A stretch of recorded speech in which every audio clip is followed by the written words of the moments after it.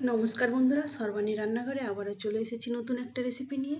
আর আজকে আমি নিয়ে এসেছি দুর্দান্ত স্বাদের ভর্তা রেসিপি, যেটা গরম গরম ভাতের সঙ্গে খেতে কিন্তু দারুণ লাগবে। আপনারা হয়তো অনেকে এই ভর্তাটা বানিয়েছেন, তো আজকে আমি কিভাবে এই ভর্তাটা বানিয়ে নিলাম আপনারা ভিডিওটা প্রথম থেকে শেষ পর্যন্ত দেখতে থাকুন। ভালো লাগলে একটা লাইক দেবেন, সেই সঙ্গে যদি নতুন বন্ধুরা এসে থাকেন অবশ্যই আমার চ্যানেলটিকে সাবস্ক্রাইব করে আমার পাশে থাকার অনুরোধ রইল। তাহলে চলুন বন্ধুরা, দেখে নিন আমি কিভাবে এই ভর্তাটা বানিয়ে নিলাম। আজকে রেসিপির জন্য এখানে আমি নিয়েছি 6টা পটল, তবে আপনারা আপনাদের প্রয়োজন অনুযায়ী পটলের পরিমাণটা বাড়িয়ে কমিয়ে নেবেন। প্রথমে এই পটলের দুই সাইডের অংশটা কেটে নেব, তারপর অল্প অল্প খোসা রেখে ছাড়িয়ে নেব। ছাড়িয়ে নেওয়ার পর ছোট ছোট টুকরো করে কেটে নেব। আর পটলের সঙ্গে দেওয়ার জন্য এখানে নিয়েছি একটা ছোট সাইজের আলুটাকেও আমি একই রকমভাবে খোসা ছাড়িয়ে টুকরো করে কেটে নেব। এখানে দেখুন বন্ধুরা, পটলের অল্প অল্প খোসা রেখে এইভাবে ছোট টুকরো করে কেটে নিয়েছি। আর আলুটাকেও ঠিক একই রকমভাবে খোসা ছাড়িয়ে এইভাবে পাতলা পাতলা করে কেটে নিয়েছি। আর সব কিছু কেটে নেওয়ার পর আমি জল দিয়ে পরিষ্কার করে ধুয়ে নিয়েছি। এখন করব কি, এগুলো কড়াইতে দিয়ে হালকা করে ভাপিয়ে নেব। পটল আর আলুটা ভাপিয়ে নেওয়ার জন্য এখানে গ্যাস অন করে একটা কড়াই বসিয়ে দিয়েছি। এখন কেটে রাখা পটল আর আলুটা কড়াইয়ের মধ্যে দিয়ে দেব। আর এর সঙ্গে দিয়ে দেব পরিমাণ মতো লবণ, আর সেই সঙ্গে দিয়ে দেব অল্প একটু হলুদের গুঁড়ো। লবণ আর হলুদের গুঁড়ো দেওয়ার পর এর মধ্যে দিয়ে দেব অল্প একটু জল, তবে খুব বেশি জল দেওয়া যাবে না, অল্প একটু জল দিতে হবে। এখন এই জলের মধ্যে লবণ আর হলুদটা দেওয়ার পর আলু পটলগুলো নাড়িয়ে চাড়িয়ে এটাকে ঢেকে দেব। ঢেকে দিয়ে মিনিট 3 রেখে দেব।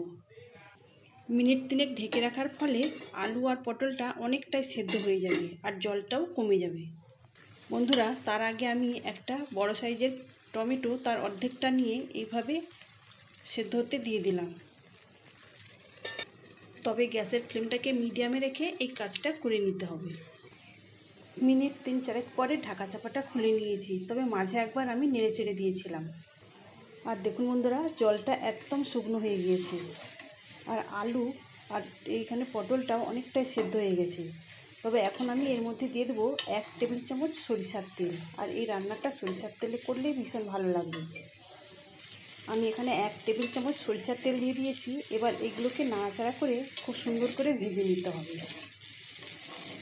তবে আপনারা চাইলে এই জল দিয়ে সেদ্ধ করার পরিবর্তে সম্পূর্ণ কিন্তু তেল দিয়ে ভেজে নিতে পারেন, তাহলে কিন্তু অনেকটাই তেল লাগবে। আমি যেহেতু কম তেলে করব, সেই জন্য আমি আগে সেদ্ধ করে নিয়েছি। আর এখন গ্যাসের ফ্লেমটাকে বাড়িয়ে এটাকে নাড়াচাড়া করে ভেজে নিতে হবে। আপনারা হয়তো পটলের ভর্তা বানিয়েছেন, কিন্তু এইভাবে একবার বানিয়ে দেখবেন, খেতে কিন্তু দুর্দান্ত লাগবে।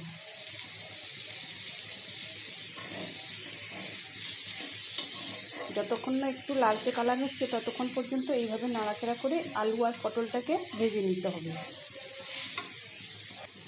এখানে দেখুন বন্ধুরা, আলু আর পটলটাকে আমি প্রায় মিনিট 3-4 ধরে এইভাবে নাড়াচাড়া করে ভেজে নিয়েছি। এখন আমি এগুলোকে নামিয়ে নেব। আর দেখুন, এখানে পটল আর আলুটা সম্পূর্ণ কিন্তু সেদ্ধ হয়ে গেছে খুব সুন্দরভাবে। সেই সঙ্গে এখানে পাকা টমেটো দিয়েছিলাম, সেটাও খুব সুন্দরভাবে সেদ্ধ হয়ে গেছে। এদিকে আবারও একটা কড়াই বসিয়ে ওর মধ্যে দিয়ে দিয়েছি 1 থেকে 1.5 টেবিল চামচের মতো সরিষার তেল। এখন এই সরিষার তেলের মধ্যে 2টো শুকনো লঙ্কা দিয়ে ভেজে নেব। এই লঙ্কা ভাজার থেকে একটা যখন খুব সুন্দর গন্ধ বের হবে, তখন আমি এই লঙ্কা দুটোকে তুলে নেব।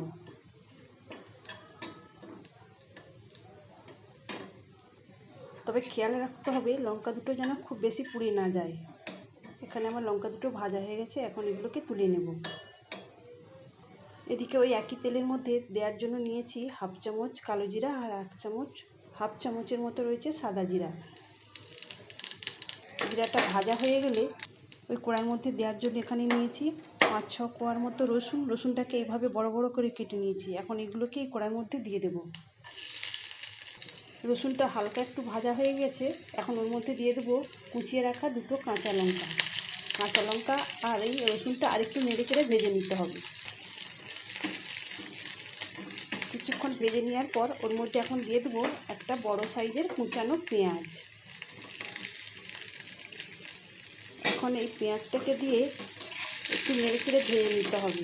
আর পেঁয়াজের কালারটা যতক্ষণ না সোনালি কালার আসছে ততক্ষণ পর্যন্ত এভাবে নাড়াচাড়া করে ভেজে নিতে হবে। তবে পুড়ে যেন না যায় পেঁয়াজটা, সেটার দিকে খেয়াল রাখতে হবে।